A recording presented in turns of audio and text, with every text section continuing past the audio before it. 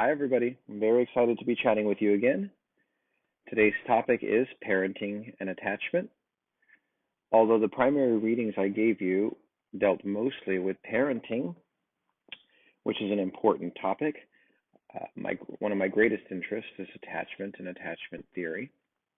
These are not separate topics, they're related topics, but attachment theory has an independent field of research from evolutionary psychology. And it is at least partly for that reason that evolutionary psychology has not taken up the topic as extensively. When they do, they're usually accepting certain findings from attachment theory and simply elaborating it with a more substantial evolutionary base. Evolutionary psychology uses all the primary meta-theories, organizing general theories for developing its science, and attachment theory has a more vague relationship to the general theories of evolution. Nevertheless, they're both evolutionary topics, and the one we'll focus on today is parenting. So first I want to just clear up the difference here between care or parenting and attachment. The care system, I'm calling it, following the work of Jaak Panksepp and how it's discussed, of course, in our text sometimes as well, is the psychological system built into people who have children, in particular, to all humans in general, with differentiations, of course, according to sex on average.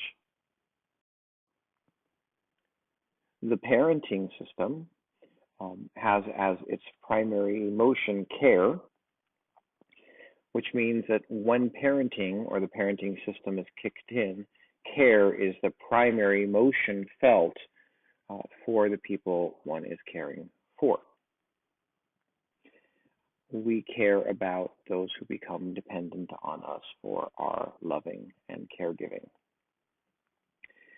Care is not the only emotion we feel in regard to our, let's say, children in this case, since that's the most common expression for this care system. We also can feel fear when watching them do something dangerous or something that's going to cause them to get hurt. We can experience rage when the demand is greater than what we are currently capable of, and so on and so forth. But the primary emotion of the system itself is care, a warm feeling of wanting to do for and protect. The attachment system is often used to refer to parenting, to say the parent is quite attached to their child, but it's technically important to distinguish these because the attachment system would be the mirror to the care system. The care system and the attachment system should have co-evolved in deep time to be mirrors or reciprocal systems to each other. The attachment system is the system activated in those cared for. So the babies, once born, start to attach.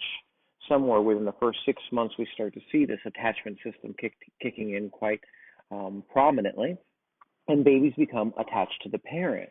And what the attachment means in this case is a sense of bonding and proximity seeking for the sake of being protected and feeling safe. Now, all of these things, of course, are related to the topic of love, loving your children, loving your parents, but they are not synonymous. You can be attached or feel care for someone without feeling, this emotion, this complex emotion that we're calling love. It's rare, but it is possible because the systems are not designed primarily for the emotion of what we're calling love. Now, care itself can be viewed as a precursor to what we call mature loving. Of course, one of the most important things about the caregiving system is that it does something very special to our typical evolutionary design. Our typical evolutionary design is to prioritize oneself as the number one for all caregiving and satisfactions and agendas that we might have. We are number one. And the reason for that is that we are 100% related to ourselves. There is nothing pathological or problematic about having oneself be a top priority. What's unusual is if once we become parents or caregivers of any sort, if we cannot at least temporarily prioritize another human being, sometimes even more highly than ourselves. And parenting, in a sense, the activation of the care system, in a sense, requires that from time to time, we are placing the needs of the offspring above our own. Parents are therefore capable of putting themselves at great risk and harm and exhaustion for the sake of providing care for the young. The reason on an airplane you have to tell parents, please put the mask on yourself before you put the mask on your children, is that the natural impulse of a parent would be to take care of the child first, especially in an emergency. Of course, the logic to that is not very good, because in a situation that we are not designed for, like the loss of pressure and oxygen in a plane cabin, is not something we're designed to, it's not a problem we're designed to solve. And therefore, we must put the oxygen on ourselves first, because by the time we provide the care to our young, we may have passed out. Anyway, the most important thing here is to notice that parents can shift the natural design of prioritization or the hierarchy of care, at least temporarily. This is not meant to last forever, and certain developmental stages and contexts should really prime us to care more for the young than for ourselves at certain moments. But over the long term, we do expect children, our offspring, to become more independent, and we can go back to our normal psychological design, which is to care for ourselves. If you find a parent who has a hard time with, let's say, a child who has chronic illness or some physical ailment that causes them to be incapable of taking care of themselves in the long term, if you see that parent becoming grief-stricken or incapacitated by that prolonged dependency, it's probably because of the natural tension between our ability to care for young, but the limits of that care system, which is it's not supposed to last for a lifetime.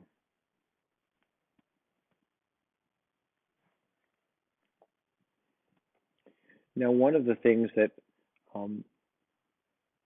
has become very clear to those of us who study evolutionary psychology in general and parenting in particular within evolutionary psychology is that parental care is not provided by both males and females equally. We do see that biological females tend to provide the majority of care, and not all of that is cultural. Of course, a culture in which this is taught as an inflexible way of doing parental care is going to have a more dramatic version of this usually. But this design is far more ancient than that. One of the reasons for the division of labor here is the question of paternity certainty or parental certainty. As we've discussed before, there is no question that the mother or the biological female who gives birth to an offspring, in this case is what I mean by mother, and that's not the exclusive definition of a mother. The biological female who has given birth to an offspring has no question whatsoever that this offspring is hers. Females are 100% sure of genetic relatedness when they give birth. However, up until recently, males have never been sure of their paternity. It is always unclear. We've discussed some of this before, but for our purposes now, what's really important here is that parental care is more likely to be provided by the biological sex or by individuals who are certain that the offspring is theirs. The logic to that should be pretty clear. You are not going to expend massive amounts of physical, psychological energy making great effort to provide care for an offspring that may not be yours. Now, of course, all of this can be different in voluntary parenting of non-genetic offspring. For example, I am an adoptive parent. I opted in to taking care of a young infant that I knew was not biologically or genetically related to me. In that case, there was awareness. Parental uncertainty is especially problematic when a parent is confused about the relatedness of the offspring they're providing care to, when there is therefore a possibility that the person might be being duped into parental care of some child that's not theirs. And so what we see here is that paternity uncertainty becomes a major factor. Fathers, biological males who are said to be the fathers of these offspring struggle more often with the tension of, is this child actually mine, and am I going to be putting energy into a child that could possibly have been born to someone else. Another reason why this is a big concern is not only about the investment in the offspring that's required of a parent, which is quite high, but it's also because when you're parenting exclusively, other opportunities are passing you by. There are lots of things you are not doing when you're doing this parenting thing. And the primary one there, and in particularly expensive as a cost to males, is mating opportunities are lost. Because males are now committing themselves to a family and to providing care for young, this quite demanding activity, they are no longer as free to pursue other sexual opportunities. And so this becomes a major concern, especially for fathers. Obviously, the joke we're seeing here on the image is that you will never see a talk show where mothers are wondering whether they did or did not give birth to their child. Just never happens. Now, you're going to see great popularity with talk shows and fathers wondering whether they are the parents or not. In addition to all the things that we're discussing here, there's been lots of studies to see if it's true that mothers show more kind of spontaneous parental care, and when do they do that. And one interesting study found that pregnant females actually start showing nesting behavior while pregnant, and they start to feel uncontrollable urges to organize and clean their homes. This doesn't have to be only with females. Of course, anybody who is particularly excited about the possibility of offspring is likely going to have such behavior activated, but there does seem to be a strong impulse, spontaneous emergence of this nesting behavior in females.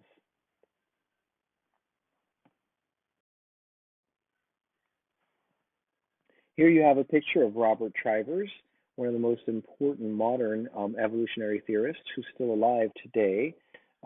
And he's responsible, of course, for three major contributions to modern evolutionary psychology. Those are parental investment theory, reciprocal altruism theory, and parent-offspring conflict theory.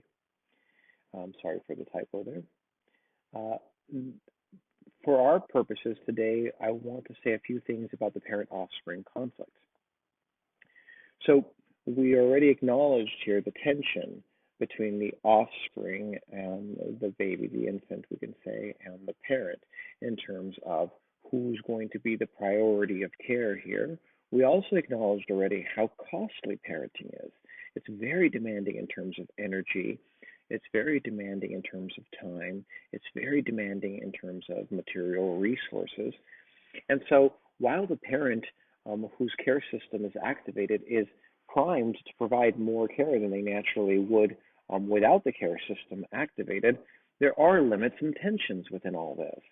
The parent gets a very spontaneous sense that the giving has to be worthwhile. In other words, all that effort into giving resources, time, and energy is going to have to pay off in terms of the benefit in the child, in the offspring, in the baby. How much are they going to be getting? How much are they going to get out of it? And there's a battleground between the parents' assessment of all of this, subconsciously or consciously sometimes as well. The parents' assessment is going to be in greater tension in terms of understanding what's going to be good for the baby versus good for oneself and one's own well-being. Whereas the baby feels less tension, the baby for the most part is still 100% invested in getting as much care as they can possibly get, with very little interest in how costly it might be to the parent. One of the greatest thinkers in psychoanalysis, Donald Winnicott, said or named this first several years of childhood the age of ruthlessness. And he called it the age of ruthlessness because during this time, the infant and young child has very little concern for the needs and well-being of the parent. At this point, from an evolutionary standpoint, the baby is looking for 100% care, and the parent's thinking, how can I give as much as I need to give where it's going to be worth my while, but I can still survive this with my own well-being intact. And this battleground is very tense sometimes, very, very tense. One of the greatest things that I learned as an evolutionary psychologist as I began to learn this content was the idea that there is a saturation point in terms of parenting. And while there may be disagreements as to where that saturation point is met or hit, there is undoubtedly a point in which more and more care and more parenting really doesn't have more and more gain and more benefit. In fact, developmental psychologists will be quick to point out that there has to be some level of tension and frustration also in the child in order to encourage developmental gains and growth. This is a very important insight to me because it reminded me that while we must put a lot into our parenting, there is a point in which we are only exhausting our own well-being and resources with very little benefit to the other. In fact, sometimes overcare can become something that's resented.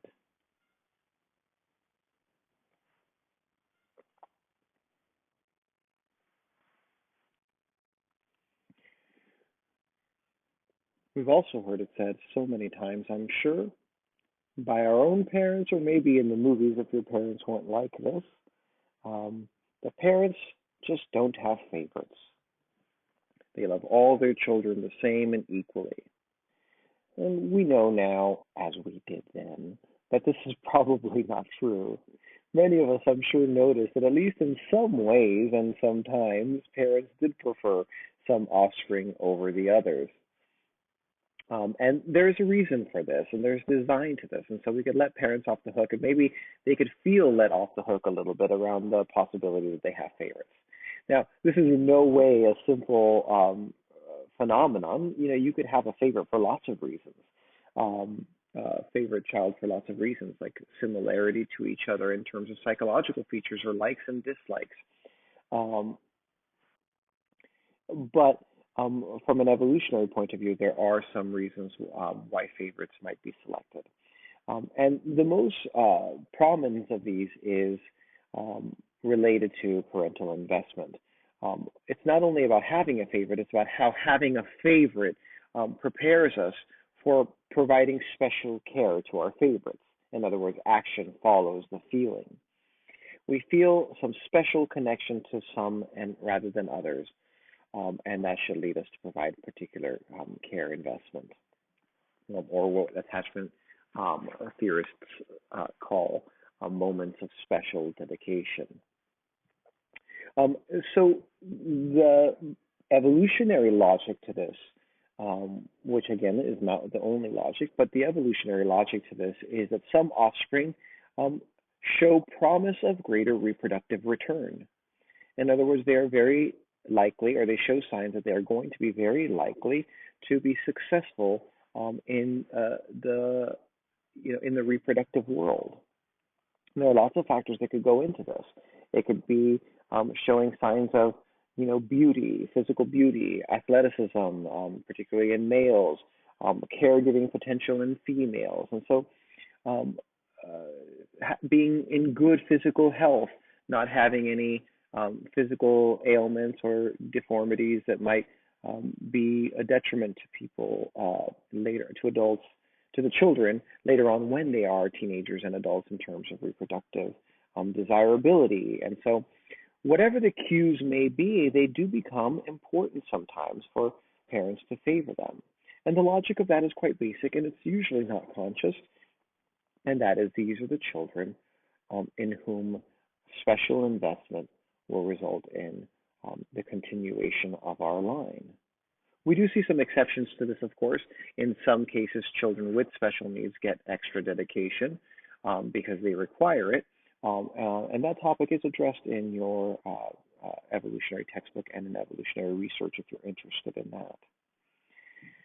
But the ability for a child to convert the parental investment into reproductive viability is a very important factor and probably goes into favoritism.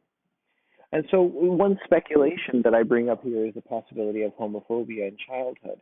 Lots of those of us who had a sense, a kind of proto-sense of our sexual orientation being different from the majority, or our gender presentation or identity being different from the majority, may have felt ourselves less attended to, less loved, less cared for. And of course, we know that that's not imaginatory, that a lot of times that actually did happen. And one possibility for the explanation of kind of an automatic homophobia in parents could be what we're talking about here in terms of conversion of investment into reproductive viability. A parent might get a sense and might have some design for picking up cues that the child is either sexual orientation or gender non-normative, in which case they may have a priming or a bias to say, let's invest more in the offspring who are more conforming. And while there's tons of cultural material that complicates this or exacerbates this, what I want to just consider as a possibility is that there could be some spontaneous design for this. It must be very hard for a parent. So I'm extending sympathy here, let's say, to my own parents, since I think they had a sense of my own sexual orientation variation in early childhood, as I certainly was aware. Some compassion that for them, the built-in desire that we should also grow up and reproduce, produce offspring, grandchildren, a family line, genetic family line, is quite built in. And when they realize that that may not happen, just may not happen, that could be lead to a process of grief.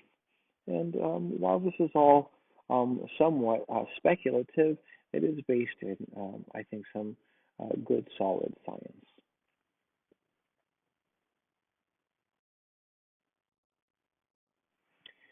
And so now we summarize here a few factors that are related to this question of parental care.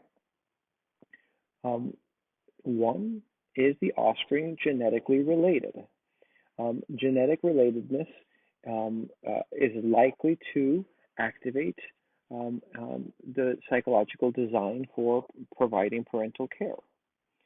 Of course, this could be overridden if we voluntarily take on an offspring that we know is not genetically related to us as our own, whether we are adopting or whether we, let's say, inherit the children of a sibling or a cousin or a child to raise as our own. But genetic relatedness is particularly important in terms of activating in a significant way the parental system. And of course, there is a difference here between males and females in terms of how rapidly and dramatically the parental care system is activated. Males do, on average, provide less parental care. 2, the ability to convert parental care into fitness. And this is what we just discussed. It's the idea of how much of my investment is going to translate into both survival and reproduction of my children. Will they make it to reproductive age? And once at reproductive age, will they be successful at producing offspring? Are they going to be desirable mates? Are they going to be capable of raising healthy children and providing the care necessary for that, and so on? And 3, alternative use of resources available to invest in offspring. And the idea here is quite simple as well, but it's an extension of the gene's eye view into kin selection or extended family selection. The idea that we have other people who are related to us as well in our extended family, and providing care to those individuals is also very important for passing on the family line. So there is a possibility that providing parental care also to, let's say, the children of our siblings, our nieces and nephews, and to the children of our cousins, our second cousins. There can be real parental investment there because those family members will also be able to provide care in general to the family line in an extended way, meaning not just to my direct family line, but my extended family line.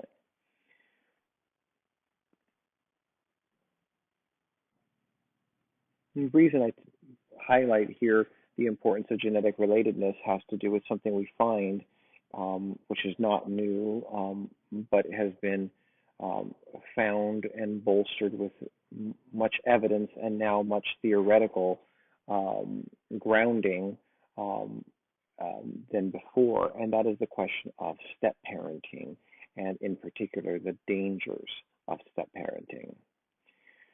What we find is that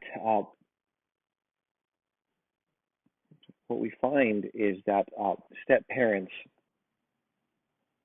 do not show the same level of parental care and investment, or not as predictably so, as the primary parents, or usually the genetic parents, do. For example, some studies have found that 53% of stepfathers and only 25% of stepmothers claim to have any parental feelings at all for their stepchildren. Many studies have shown this before. This data has been in for a long time, but stepfathers' interactions are less frequent than genetic fathers' interactions, and they tend to be more aggressive. They're more aggressive than even those same similar interactions that genetic fathers have with their children. And both feelings of love and resources are less available or directed less often to offspring that are not biologically related to one. And then we're going to look at some data about that a little bit later. Here you have, by the way, an image of the fairy godmother from, what is it, Cinderella. And our myths, our stories, our fairy tales are often based on some kind of ongoing truth we recognize. And of course, you remember in the story of Cinderella, the stepmother was dramatically more invested in her own genetic offspring, no matter how disappointing and unpleasant her own daughters were, than in Cinderella herself, who was her stepdaughter.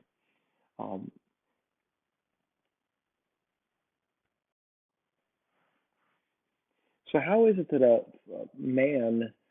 male could ascertain whether an offspring is actually his offspring or not? Nowadays, of course, we can do genetic testing, although we rarely do that unless there is some, the question has been called in terms of a male's paternity. But on average, before genetic testing, a male had two primary sources of information to go on in terms of assessing the likelihood that the baby he is being asked to care for is his. The first source of information is his partner's sexual fidelity during the period in which she was conceiving. So if he has some questions as to whether she was or was not faithful, or if he knows she wasn't faithful, he will definitely be questioning his paternity. And this, of course, is going to be a very large problem for the activation of the parental care system or his paternity paternal care. This might have something to do with with what we see sometimes in our cultural phenomenon of even small hints of being untrustworthy in a female causes people to become unforgivingly suspicious, whereas sometimes even confirmed betrayal and duplicity in males can be easily forgotten and or forgiven. A female's sexual infidelity or dishonesty could lead a male to become suspicious that she's going to deceive him into raising someone else's child.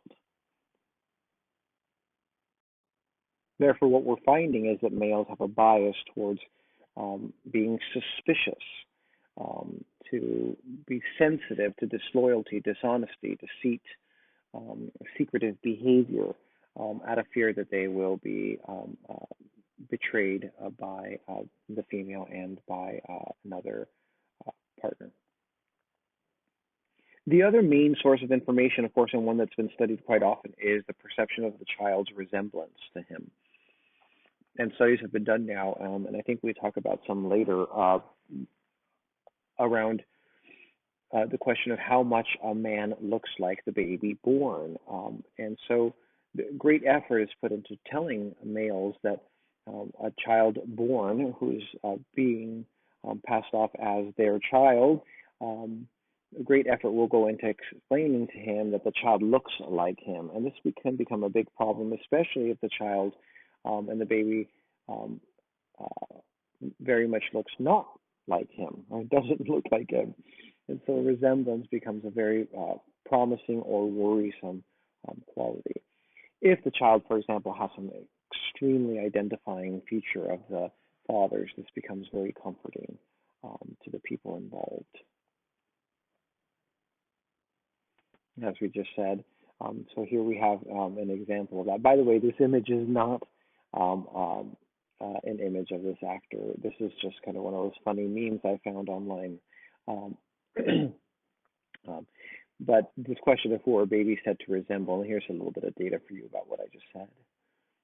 When said to resemble, mother's remarks to father were 4 times as frequent as her remarks of resemblance to her. So a lot more effort is being made to convince males that the children look like them. And this has to do with that built-in issue of paternity uncertainty and maternity certainty. Here's some examples. It looks like you, one female said this 3 times to her husband. Looks just like daddy. He looks like you. Got a head of hair like yours. He looks like you. Honestly, he does. So these are some of the statements that were drawn from this research. On the mother's family line, we also see some research evidence that 66% of the mother's relatives worked hard to convince the father that the baby looks most like him, whereas only 34% of that effort was provided to tell the mother of that same similarity to her. Here we have some brain research to kind of bolster what we just said. fMRI, functional magnetic resonance imaging, which is kind of a brain in motion kind of imaging, has shown that men show greater cortical activity than women when they're shown children's faces that look like their own, and in particular in a region that shows the inhibition of negative responses. In other words, one way this can be interpreted is that if you show a man a baby that looks like him, he will be more likely to inhibit a negative response he might have. In other words, aggression, rage, murderous impulses, and such related to the baby.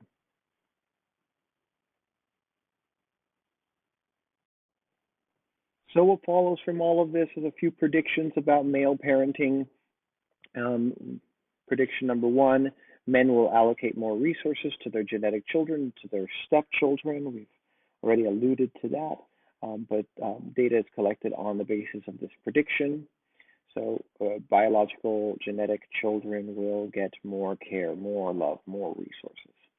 Prediction two, men who are uncertain about whether children are genetically their own will invest less than men who are certain that the children are genetically their own. And prediction three, men will invest more in children when the child's mother is their current mate than they will in children from former mates. And this third prediction, which can be a little confusing, is about the idea of retaining one's own mate. Energy and resources being limited, males are going to prioritize their current mate because they're trying to retain her. So the retention of the current mate is going to become a priority, even all other things being equal in terms of children being genetically confirmed as genetically their own.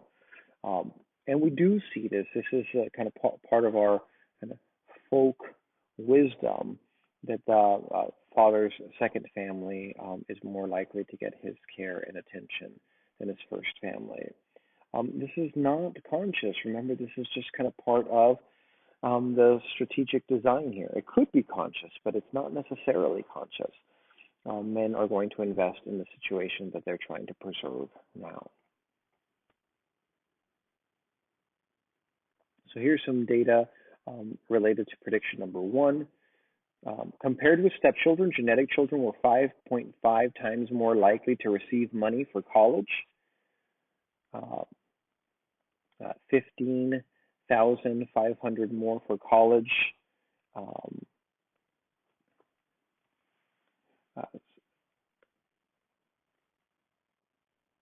15,500 more for college. 65% more of their college expenses paid for if the children were genetically theirs.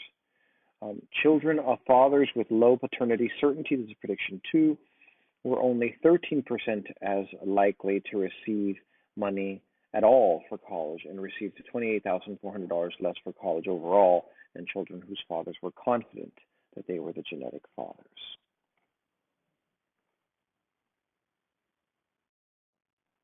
And of course, prediction number three, a child was roughly 3 times more likely to receive money if the child's mother was the mate at the time the child entered college. Children received $14,900 more than their genetic parents when their genetic parents were together. An additional 53% of the college cost of such children were paid for when the children's mothers were still mated with the respondents. That has to do with the question of retaining the current family, even if there are multiple genetic offspring. A little bit more about this, some data here. Fathers of children whose faces resembled their own reported being much more emotionally close than compared to those lacking resemblance. So what we're seeing here is that it's not just about providing of resources and how much more we're willing to provide to the children who are genetically our own, but that also the loving that kind of fuels all this care, feelings of closeness, is also going to be reduced on the basis of non-resemblance. Emotion and actions, of course, are parallel to each other. These are not separate things. The feelings that we have motivate and inspire our behavior, and the behaviors we do, of course, should come along with, the satisfaction of certain emotional experiences as well. So not feeling close, of course, is going to have a great cost to the providing of benefits. By the way, in contrast to all this, it says here that the mother's resemblance is unrelated to how close they felt. So because maternity certainty, and this is strong evidence for what we're talking about here, that maternity is not in question here. So resemblance is not going to be a major factor. Because the child is her own, we don't see that resemblance is going to be an important factor in deciding how close she does or does not feel. All right, now I'm going to here take a pause. You may remember that when we set up this new model for the rest of the semester, given our social isolation, I posted on the syllabus and in the announcement that in order to ensure that people are actually listening to these audio, I'm going to be granting attendance credit on the basis of whether you could solve a little puzzle. And the puzzle is going to involve me giving you a quote throughout the process of this talk. And then what you're expected to do, of course, is to then complete the quote, look up the name of the speaker of the quote, and then email your instructor for credit by listing the name of the author of the quote, or naming correctly the name of the author of the quote. So here's the beginning of our quote for today's attendance for today's talk. And the first part is, the very essence. The very essence. You can write that down, and that's the first part. So we're going to talk about things get a little bit dark here. It's not new to you. There's some dark stuff about our human nature, but it needs to be looked at. So we've known for a long time that homes in which there is a step-parent present dramatically increases the danger to the children. And so here we have some data. Children living with one genetic parent and one step-parent are 40 times more likely to be physically abused than children living with both genetic parents. And so here are some of the costs of that tension that we talked about in terms of rearing offspring that is demanding great amounts of attention and really distracting your sexual partner and your romantic partner from you by virtue of their having to provide care to the children, which are not yours. And so the cost of some of that can be escalate all the way to the level of rage and physical violence. And so we see that the rates are dramatically different. And you can see that here in these two tables, where you see the age of the children in years and where the violence is, or physical abuse is more likely to happen. The difference between these two tables, of course, is two natural parents, by natural they mean genetically related parents, versus one naturally or genetically related parent and one step parent. And you see how dramatically the violence, physical abuse violence goes up. And you may be surprised to see that it's in early childhood that violence really occurs, ages of 0 to 4. But there are a few reasons why that's the age that's most vulnerable. But one primary one is that these are the ages in which the child is most dependent. So there's a greater demand on the parent during this time. We're also looking at a similar phenomenon now we're looking, instead of just physical violence, on a child being killed. And the differences here again between natural parent and step parent having killed their child is from a difference of from 40 to 100 times higher rate of the killing of stepchildren and the killing of genetically related children. The rates for killing one's genetic offspring are quite low for genetic relatedness, and for step-parents quite high, in particular during the most dramatic moments, again, of high dependency, 0 to 5, and in particular 0 to 2.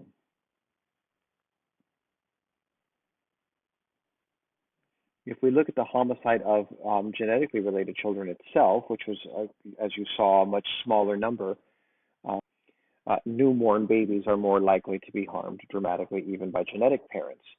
So I told you there was a few reasons for this early this trend towards early infanticide. One, increased capacity for self-defense. It's also increasingly the case that as children get older, they are more and more capable of getting away from parents and protecting themselves. But of course, because we see children who can toddle away are not necessarily in a better position to defend themselves. Increased reproductive value with age, and this is a factor that relates to some other things that we've researched too in terms of which child gets invested in the most.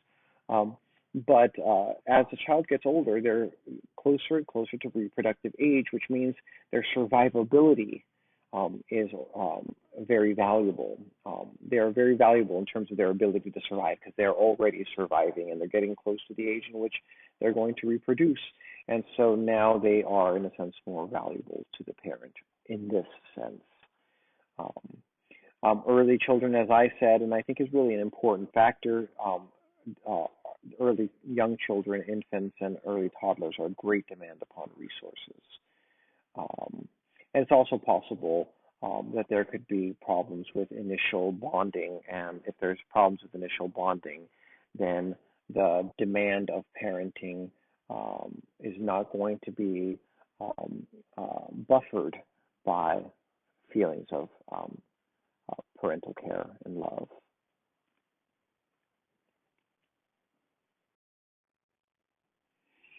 Continuing on here with a little bit of the dark side of our topic of parental care, we also see that there's great neglect and abuse of children who have different kinds of abnormalities. Children who are seriously ill or show some abnormality are very, very often institutionalized. In 1976, we found that 12% of all institutionalized children were never visited at all.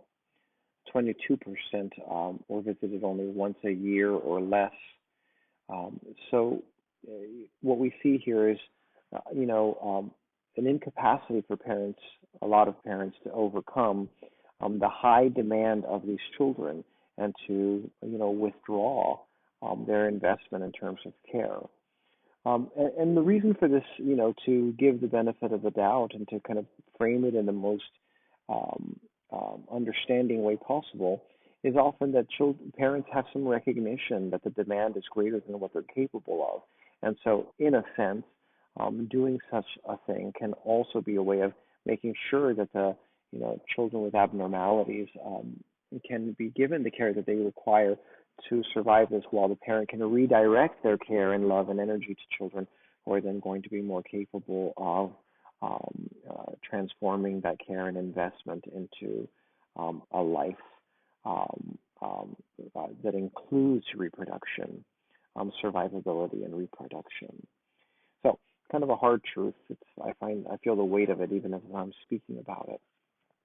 We also see a much greater kind of baseline number for the percentage of children children who are abused. The children who show some abnormality are far higher in the numbers of being abused and the likelihood of being abused.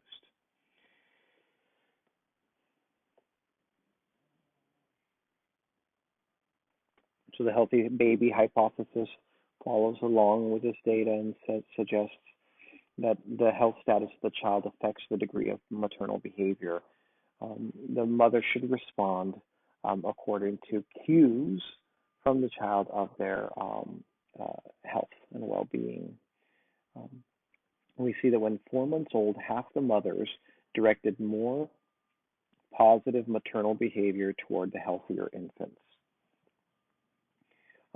By the time the child was 8 months old, every mother directed more positive maternal care or maternal behavior toward the healthier infant. So this data, then this is in this particular study, this data shows us that regardless of how much we may kind of love our children, health is going to have an impact on how a parent is going to favor and provide favored care for their offspring. Now, we do see, of course, parents providing wonderful special care to their special needs children, and sometimes even more care um, to their special needs children. And there's lots of reasons for this, of course. All things being unequal in this case, um, better to put a little extra care into these children to increase their viability when the other children are viewed especially resilient, right? If you see that your other children are going to do just fine even with little care and provision, they show some signs of resilience, of reduced need for care, self-sufficiency, then it is possible for a parent then to redirect some of that care into special needs children and special care for them. Now I'm going to give you, before we talk about this slide, I want to say the second part of the quote. Uh, the second part of the quote is um, of instinct. So the first part was the very essence, and now here we're hearing the words of instinct. Continuing on. I don't want to talk too much about this slide because there's been some data that's been inconclusive. There was a hypothesis written called the Trivers-Willard hypothesis, named after the people who hypothesized um, uh, that there would be a different investment in sons versus daughters, and then we have seen some of this in many of our cultures, but the findings have been inconclusive. So if you want to read more about that, you can, but for now, I'm going to skip it since it's less significant data at this point.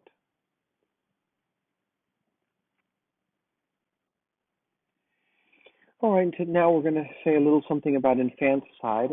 I have said before that one of the big,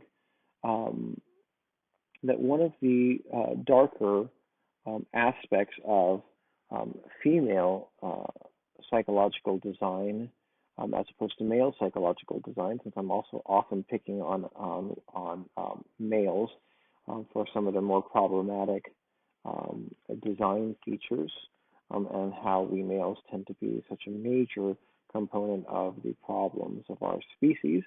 But to kind of be fair, there are a couple things that I've often hinted at were problematic in the female design as well, and one of those is infanticide. Females have been known historically to be capable of infanticide in sometimes quite high numbers. We have, I believe, solved for some of this by simply giving humans in general, and females in particular, the ability to make decisions around their reproduction, which is a very good thing overall, because what it does is it makes it so that females can make decisions about when they are ready or not ready to have children. And this isn't just a question of selfishness, as it's often framed in common discourse, or even in TV sometimes. It's not about selfishness, really. There could be a component of selfishness to this, but that would not be specific only to, female design. Selfishness is normative. It's normal.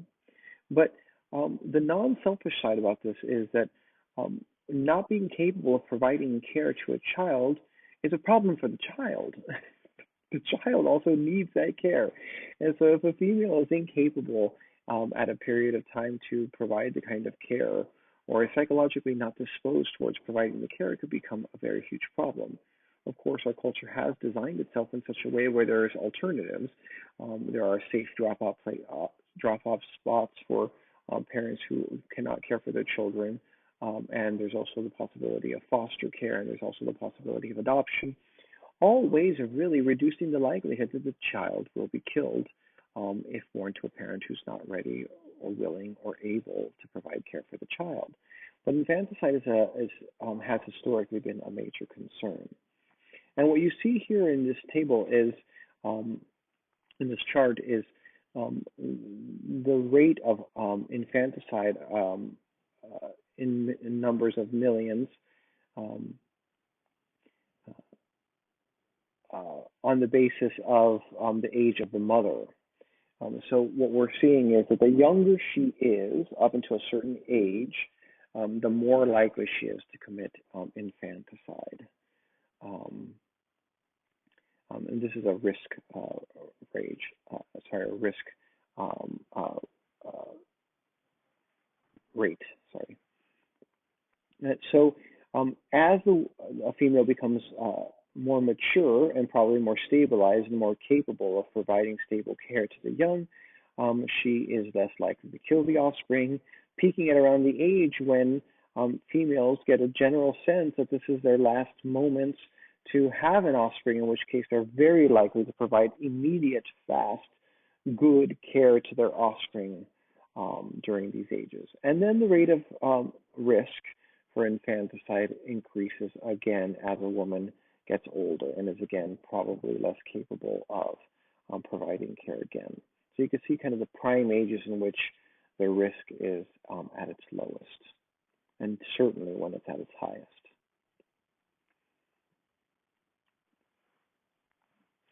Another factor that's related to infanticide is the question of marital status. I've emphasized this from the very beginning of the semester, and the issue here is that babies require tons of energy, time, and resources, and we are much better off if we have help in doing all that. And the females make a lot of their sexual decisions on the basis of whether they're likely going to be helped or not, were they to end up paying the price for a sexual encounter, the price of offspring from a sexual encounter. All right, so what we see here is the same thing we saw before in terms of risk of infanticide and age, but what we've added here is what are the differences between married females and unmarried? And by married here, of course, we are studying people who are in committed, legally committed relationships, but the idea here is in a committed relationship that suggests that care is going to be provided between more than one person.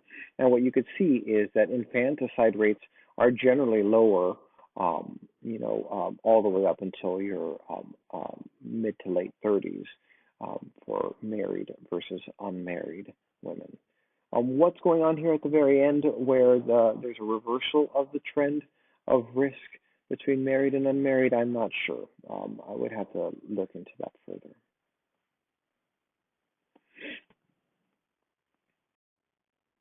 And following on what we said earlier about the kind of the third factor related to parental care, the question of alternative use of resources to invest, there's the question of how likely is the child to invest and use the investment of parenting from parents and transform that into the provision of care for themselves and other family members. But there's also the question in terms of the parent's energy, time, and resource investment into the child itself, because the more a parent invests into the offspring, into the baby, and into the toddler, and into the child, the less they're able to invest in their own well-being. And in particular, the major aspect of their well-being that's in question here is their own mating. So if a parent's own sexual life, ability to reproduce again in the future or to experience sexual pleasure and sexual satisfaction in the future, which often leads to reproduction, if that's going to be dramatically impacted by the investment into parenting, the parent is going to have to weigh those costs and benefits. So especially in parents who become separated from their spouse or their partner with whom they reproduced genetically, the parent now is really in quite a high tension in terms of allocating their own time and energy resources into parenting versus their own mating life. So we often find a tension there, and the children will often notice it between the parents' desire to kind of date and have, take lovers and so on, at the neglect of parental care. And so this becomes a real tension for a lot of parents and for their children. Something that's not included in the text, but I include here is, a more modern phenomenon, but nevertheless an important one. The parents also want to reinvest some time and energy into their own career, their own kind of contribution to the world and to society, and to their own kind of identity. It's not included, but it's increasingly a challenge that parents want to get on with it and increasingly invest a little less in the parenting aspect of their life. And as the children get older and hopefully more independent, the parent wants to get back to some of the other things that they wanted to do with their life. And in this case, we'll talk about, let's say, career or vocation.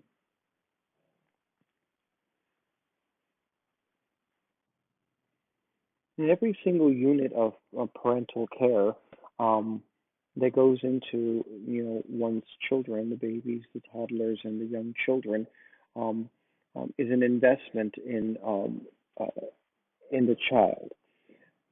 But in terms of additional mating opportunities, um, a female a female's investment in her own offspring actually can be a great way of securing additional commitment from her partner. Remembering what we talked about in the beginning of the semester when I said that um, one of the features that makes um, females desirable to compete for is whether or not she shows signs of being a good caregiver, her ability and willingness to invest in offspring. So a lot of females will invest and channel their energy into parenting, whereas males don't really get increased reproductive success by investing in their current offspring. They can increase the health, well-being, and success of their offspring by investing more in them. But males will get a lot more reproductive benefit from going out and just dating and having more sexual encounters. So they're more likely to put more of their energy into new mates and new partners. I'm going to give you the last piece of this quote now. I've given you the first several words. Now I'm going to give you the last part. Here's the end of the quote. Is that it's followed independently of reason. You've got three parts now, and the last part is, quote, is that it's followed independently of reason. And now, I hope you'll finish this up, but your job would be to look up the speaker of that quote.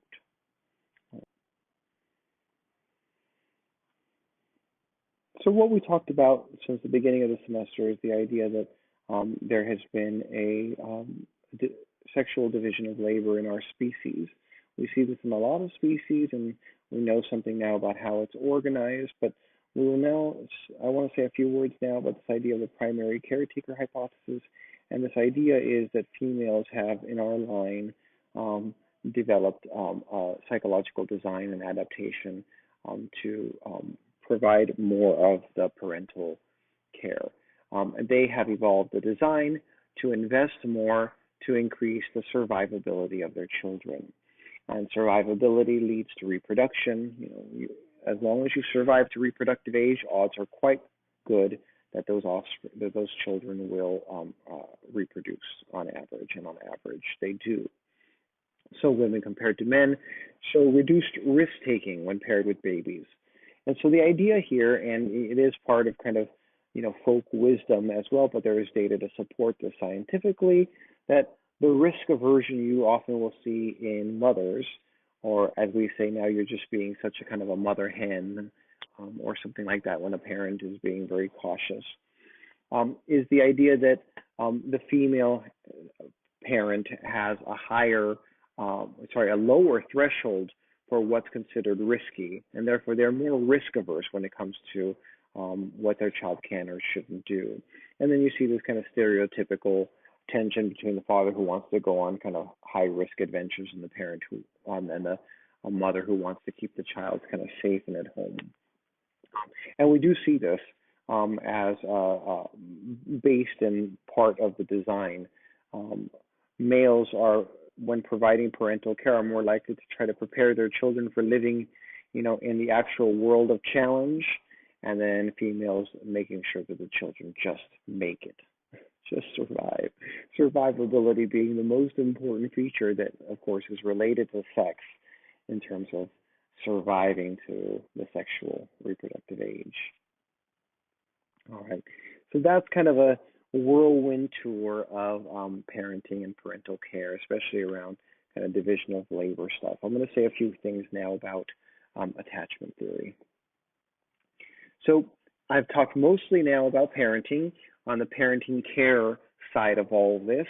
Now, all of this gets activated when a person either finds themselves, on a route towards being a parent, especially if you are female and experiencing pregnancy with all the hormones that prime you to activate your own parental care system.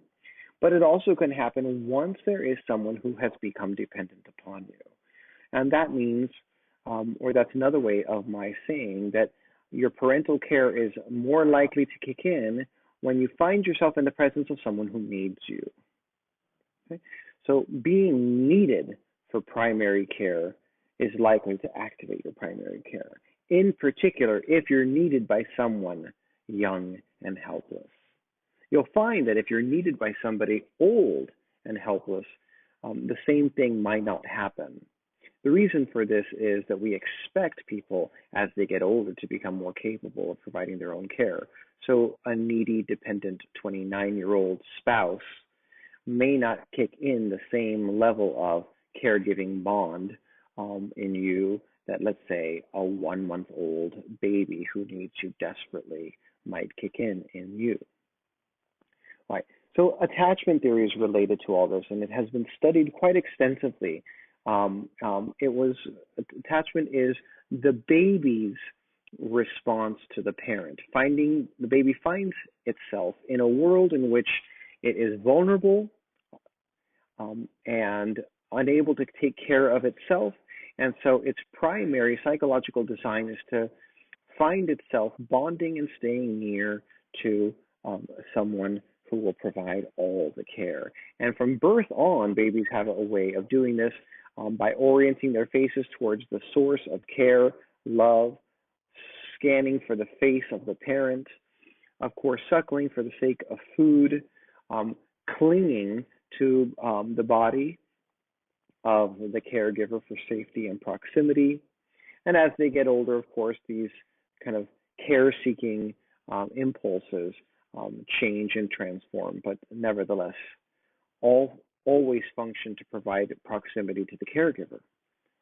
So that's the attachment side. So when the attachment side kicks in a baby, the parental side is more likely to kick in the parent or the adult.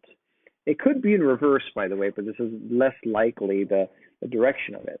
You can, by providing certain kinds of primary care to someone, activate their attachment to you. So let's say you get together with a spouse or a partner whose tendency is to be a little bit more remote, a little bit more cold, a little bit more independent rather than interdependent.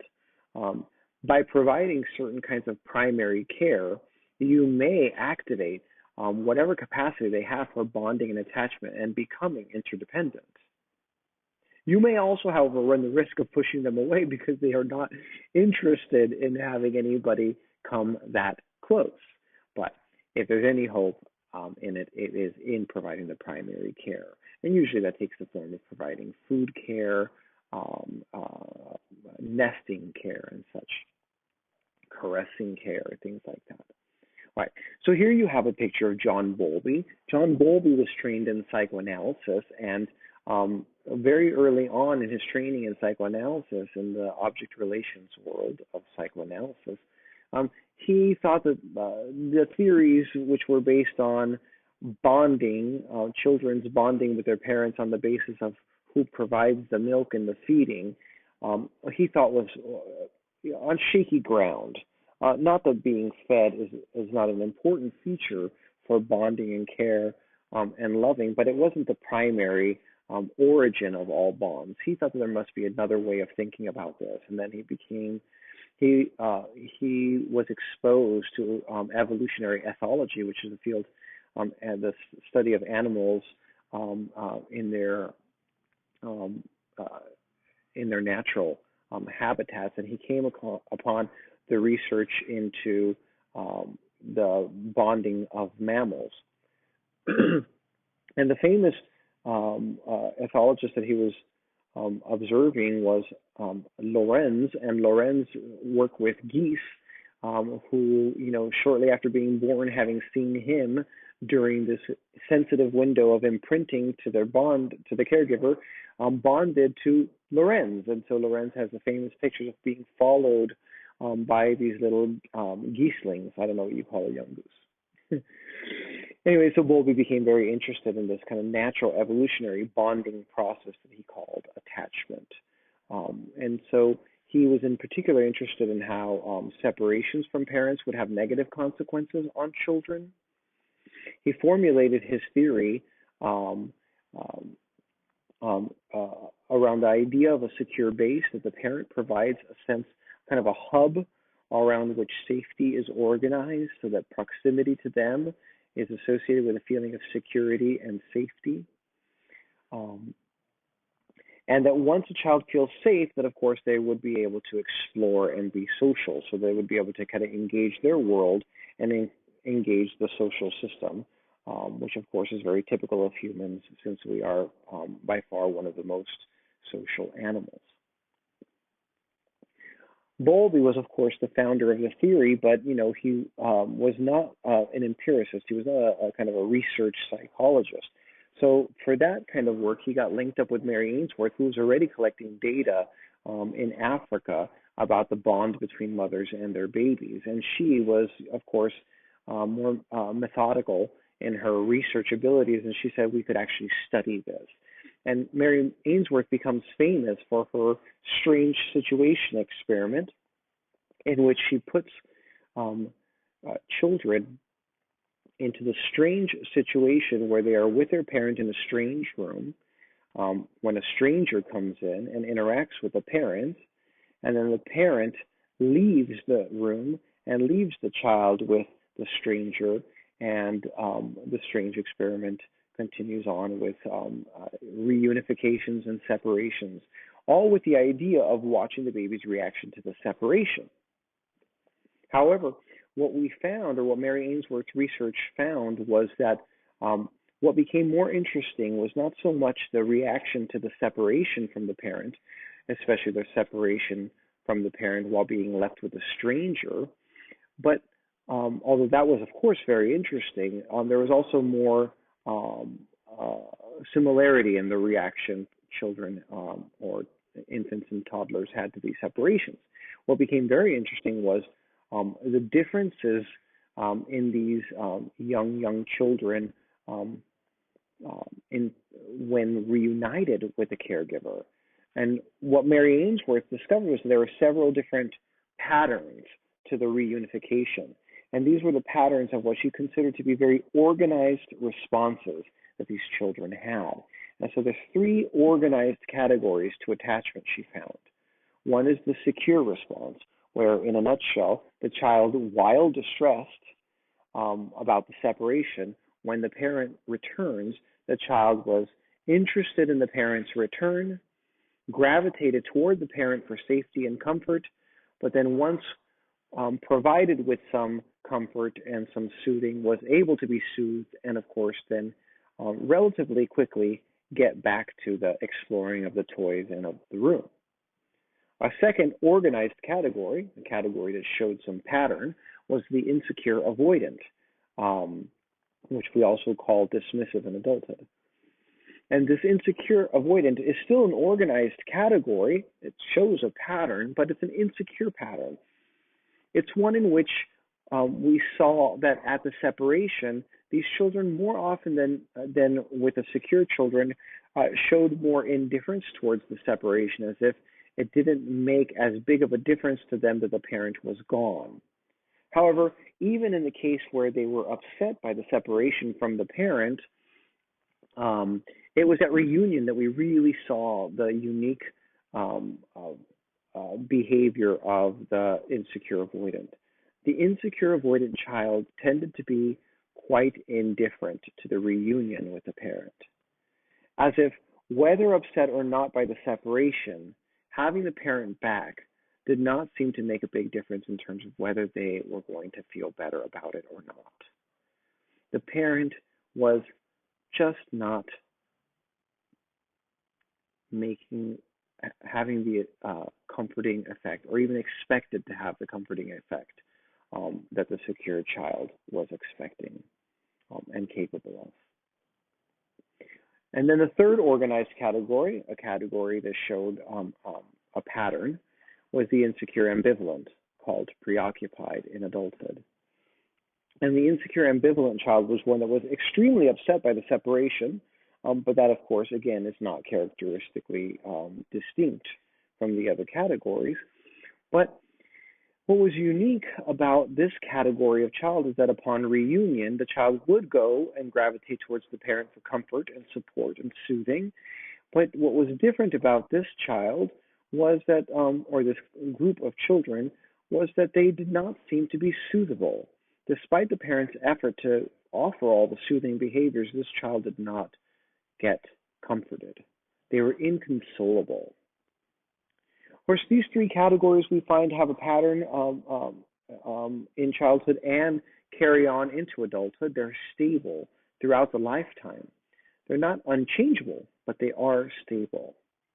So Mary Ainsworth's contribution was to kind of organize all of this scientifically and provide the data needed to understand that our kind of attachment to our parents also has some organized features, predictably organized features. So we could put most of the population in one of these three categories. In fact, internationally, cross-culturally, we see that approximately half of the population falls within the secure category, about 15 to 20% into the insecure avoidant, and 15 to 20% into the insecure ambivalent, with the remainder falling somewhere into the overflow categories. Mary Main here is responsible for some of these overflow categories. She was working with Mary Ainsworth and was one of her prominent doctoral students. Patricia Crittenden was another one. Mary Main's contribution was to study attachment in adulthood, and she developed the adult attachment interview, which has its own training protocol, and it's the way, and I went through this training process. It's a very complex assessment process for assessing adult attachment. In particular, it focuses on the narrative of a person being asked questions about attachment, about parental care, and about parental loving. And Mary Main's special contribution to the attachment categories is to come up with a category called disorganized and unresolved. And she noticed that even in the strange situation experiment, some children showed proto-signs of disorganization. And the thing about disorganization, as the word implies, is that unlike the other three categories above, disorganization was, well, disorganized. We did not see as clear a pattern. All that could be observed is that when the child became afraid at separation and then was reunited with a parent, they would show very strange behavior at reunion.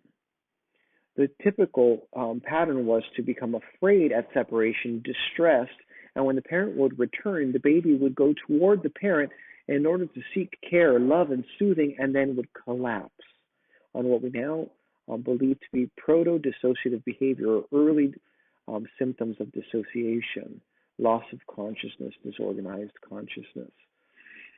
In other words, the baby would want to approach, and their whole psychology and biology would fight against the approach. And what we found there was that the child was both bonded to the parent and afraid of them at the same time. And so this became a category associated most with children who had parents who had been abusive or frightening in some significant way. Very distressing to observe. Some of the attachment behaviors we expect in babies, that by the way are the kinds of behaviors that are capable of kicking in our own parental tendencies, are orienting gaze and moving the body toward a parent. Children from birth, one of the earliest things that a baby can do to defend itself, it's simply to look for and orient their body toward their caregiver. In other words, make contact, find contact, and especially this idea of orienting the gaze. To make eye contact with the parent can be a real source of inspiring care and love in the parent. Children from very early on will reach for the parent, and when reaching and making contact, will often cling to the parent, and will sometimes, especially when afraid, cling quite hard with what feels like superhuman strength. If you've ever held a scared baby, you'd know what I'm talking about. It's striking how intensely clinging they can be. Once they become mobile, they start scurrying, again with superhuman speed when they're afraid, in order to secure contact with a caregiver. They will protest when in some kind of distress in order to make a bid for the parent to come help. They will cry, which is a very, very dangerous thing to do if we were still out in nature, surrounded by our predators. And that's very interesting, because we are designed to make this very high risk behavior, crying, which makes us very, very vulnerable. Why would we do such a thing? One way of answering that is to say, it's worth it. It's worth the risk. A baby is so vulnerable anyway, and they're so dependent on an adult's care that it's worth crying, because finding yourself distressed and alone is going to be relatively hopeless anyway. So better take the risk at crying to encourage somebody within the vicinity to come and provide the care. If care is not provided, though, even when protest and crying has happened, then panicking could be their symptom. And we know now that the emotion of panic is associated with fear combined with separation. When we find ourselves afraid, but also alone in our fear, panic is the typical response. And at the tail end of all this stuff, another attachment behavior is grief. When the attachment thing is just not working out, and we know that no matter how much we need the care, we're not likely going to get it, then grief becomes a typical response. And this is, when frequent enough, what leads often to insecure avoidant pattern. So, in summary about attachment theory, we have 3 organized categories: the secure and the 2 insecure. And this can be seen very clearly in humans, and we inherit this, of course, from other primates. And then, of course, the not organized categories, of which I discussed the disorganized, related to trauma. And then in adulthood, we see unresolved category, which is also related to trauma and losses. And then we have kind of a catch-all, cannot categorize, for people who show confusing behaviors that are not able to be organized. If you ever decide to become attachment experts, by the way, this all, especially the cannot categorize and the non-organized categories, gets discussed quite differently by Mary Ainsworth's other primary disciple, follower, apprentice, Patricia Crittenden, who says that actually these disorganized, unresolved, and cannot categorize categories only exist in the research of Mary Main and company, because they have not understood some of the more nuanced ways in which children do organize a category. So Patricia Crittenden will spend some time trying to show some organization to these lower categories that are considered by mainstream attachment theory as not organized. Okay, everybody, I was very glad to have this moment to talk to you a little bit about parenting. Please remember, you must respond to me now with the name of the person speaking this quote. Take care.